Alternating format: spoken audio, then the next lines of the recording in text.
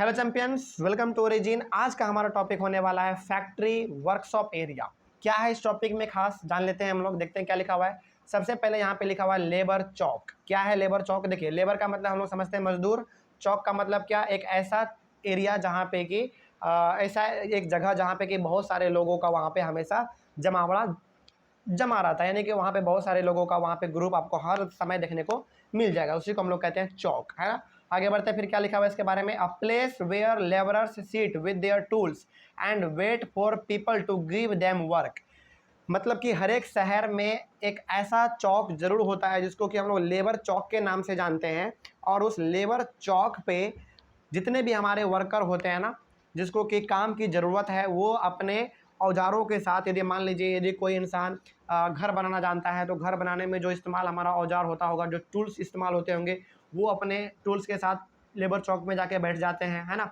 यदि कोई इंसान मान लीजिए राज मिस्त्री का काम करता है, यानी कि घर बनाने का काम करता है, तो वो उसके पास क्या क्या टूल हो सकते हैं, वो अपने टूल के साथ जाके लेबर चौक में बैठ जाते हैं।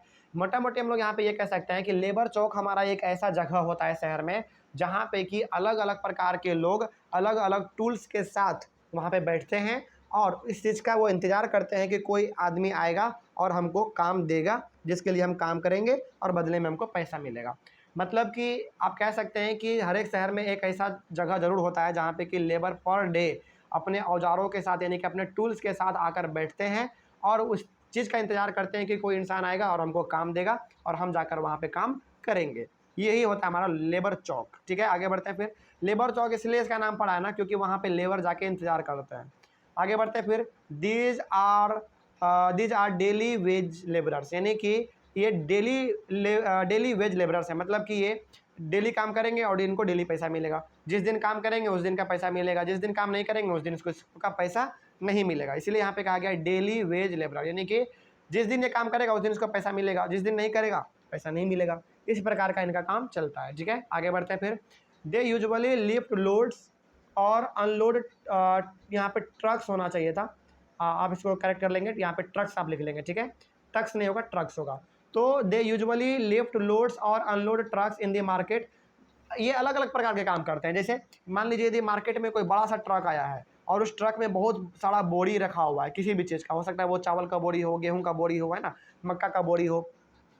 तो ऐसा मान लीजिए कोई एक शहर है जहाँ पे कि बहुत बड़ा एक ट्रक आया हो और ट्रक में पूरी तरीके से बोरी लोड है, तो उसको उतारने का, चढ़ाने का जो काम करेगा वही हमारा लेबर करता है ना। उसके बाद बिल्ड रोड, रोड को बनाने का भी वही काम करते हैं, है ना। Dig at construction sites. Construction site का मतलब कहाँ क्या? जहाँ पे कि कोई कंस्ट्रक्शन हो रहा हो, कहीं पे घर बन रहा हो या फिर कहीं पे पुल ये सब बन रहा हो, कहीं पे रोड बन रहा हो, तो वहाँ पे भी ये लोग काम करते हैं। Pipe lines and telephone.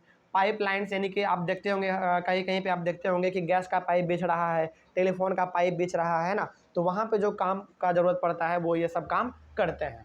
तो मोटा मोटी हम लोग यहाँ पे ये कह सकते हैं कि शहरों में, हर एक शहरों में एक चौक होता है जिसको हम लोग, एक जगह होता है जिसको हम लोग जानते हैं लेबर चौक के नाम से। वहाँ पे लेबर आके बैठते हैं अपने अपने औजारों के साथ, यानी कि अपने अपने टूल्स के साथ, और वो बैठ के वो इस चीज़ का इंतज़ार करते हैं कि कोई इंसान आएगा और हमको काम देगा, जिसके लिए हम लोग काम करेंगे और अब बदले में हमको पैसा मिलेगा।